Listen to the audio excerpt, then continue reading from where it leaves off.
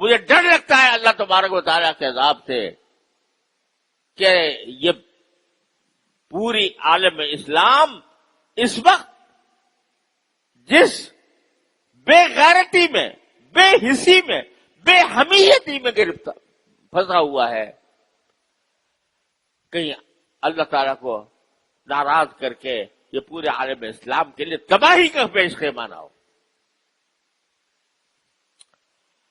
رمضان کا مہینہ مواسات کا مہینہ پہلا، تم اپنے گلی چھوڑ اڑا رہے ہو، تم افطار کی دعوتیں کر رہے ہو، تم لوگوں کو کے لیے کھانے تیار کر رہے ہو، ہنسی اڑا رہے ہو، عیاشیاں کر رہے ہو، اور تمہارے بھائی، تمہاری بہنیں، تمہارے بچے، تمہاری اولاد ذبح ہو رہی ہے، تاریخ کے بدترین طریقے پر ذبح ہو رہی ہے۔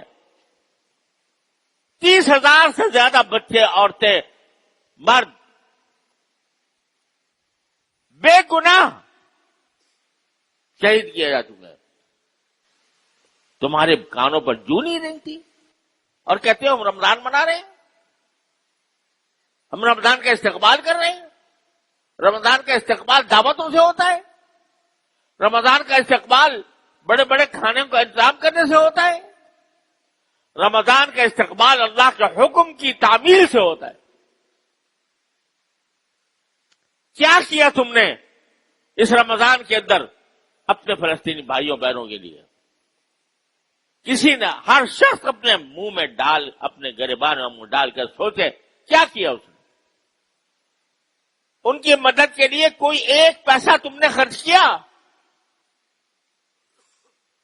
ان کے لیے رات کو اٹھ کر اپنے بارگاہ الہی میں کوئی دعا کی؟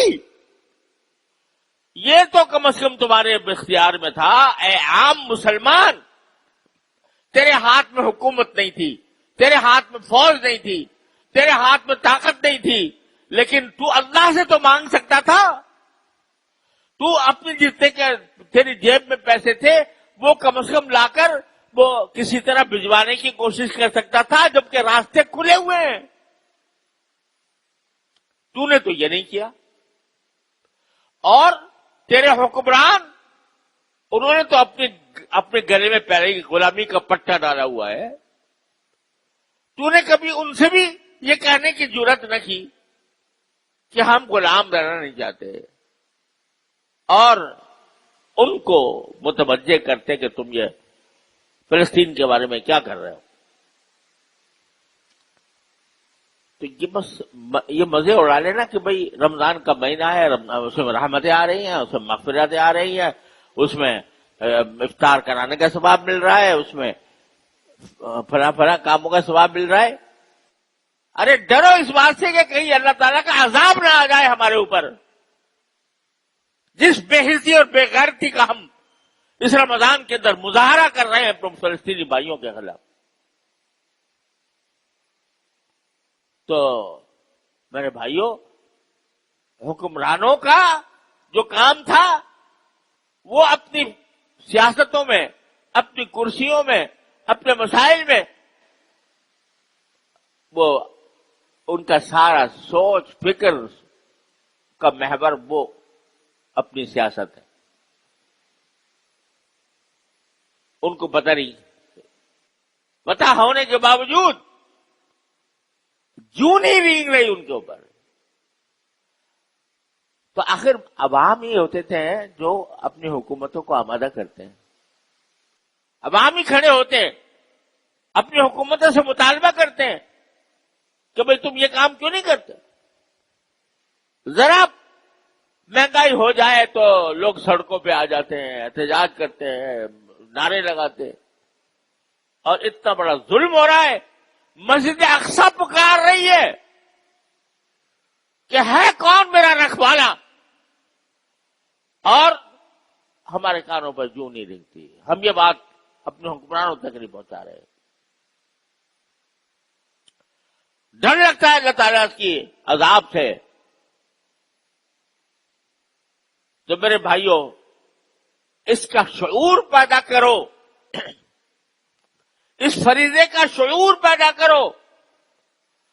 غلامی کا جوا اپنے گردن سے اتارنے کا شعور پیدا کرو، اللہ تعالیٰ سے رجوع کرو، اللہ تعالیٰ سے مانگو. جو شخص جتنی طاقت رکھتا ہے ان کو مدد پہنچانے کی وہ مدد پہنچائے.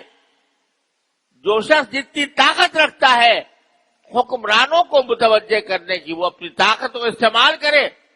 ورنہ آخرت کے اندر یاد رکھو جب یہ 30,000 شہیدوں کا خون کا حساب لیا جائے گا تو حساب دینے والوں میں ہم بھی شامل ہوں گے. تم نے ان کے لیے کیا کیا تھا؟ اتنا نہیں ہو سکتا تم سے کہ تم ایک دن کی آمدنی کا 1 روپیہ تم ان کے واسطے مخصوص کر دو اور اپنی آمدنی میں سے کچھ حصہ اپنے مظلوم بہن بھائیوں کے لیے پہنچانے کا انتظام کرو. یہ بھی اگر نہیں ہو سکتا، اگر یہ بھی نہیں ہو سکتا تو مسلمان کا لعنت چھوڑ دو اپنے آپ کو. اگر اتنی غیرت تمہارے اندر موجود نہیں ہے تو یہ اللہ تبارک و تعالیٰ کے کرم کا مہینہ ہے. اگر اب تک غلطی کوتاہی ہوئی ہے معافی مانگے، توبہ کرے اللہ تبارک و تعالیٰ کی بارگاہ میں اور آئندہ کے لیے عزم کرے ان باتوں کا جو میں کہہ رہا ہوں. اللہ تعالیٰ اپنے فضل و کرم سے رحمت سے ہم سب کو صحیح فہم عطا فرمائے اور اس کے مطابق صحیح طریقے کے مطابق عمل کی توفیق عطا فرمائے. وآخر دعوانا